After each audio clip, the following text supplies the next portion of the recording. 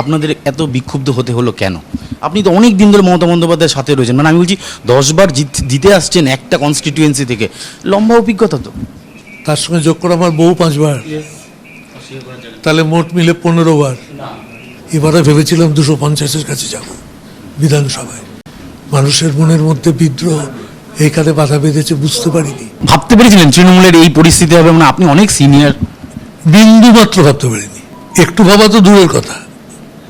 এবং আমি যখন লোকসভায় বা বিধানসভায় বক্তৃতা করতে যেতাম, বুক চিতিয়ে বলতাম যে কে কত বলছে জানি না, মমতা 226 বলছে, কেউ 230 বলছে, আমি 250 বলছি।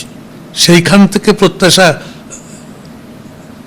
পতন হয়েছে এবং তার পরবর্তীকালে মনে হয়েছে যে ঘুরে দাঁড়ানোর রাস্তা নেই।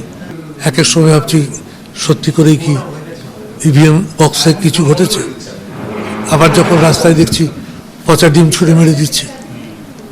কালকে আমি অমিত শাহের সঙ্গে 70 মিনিট আলোচনা করেছি, তাতে আমি ওনাকে দুটো জিনিস বলেছি, যে সৌগত রায়ের মতন প্রবীণ মানুষদের গায়ে ডিম ছোড়া কিসের রাজনীতি? আপনিও তো ওকে হাউসে দাদা বলেন, মোদিজিও তো দাদাকে বলেন, এটা তো হয়েছে। মমতা ব্যানার্জি যখন বাড়িতে থাকেন না, সে সময় তার বাড়ির গেট ভেঙে সিআইডির যাওয়ার কি প্রয়োজন? অমিত শাহজি জিজ্ঞেস করেছেন দিদিকে দুর্বল লাগছে, শরীরটা কিরকম আছে? আমি বলেছি উনি ঘুরে দাঁড়ানোর চেষ্টা করছে।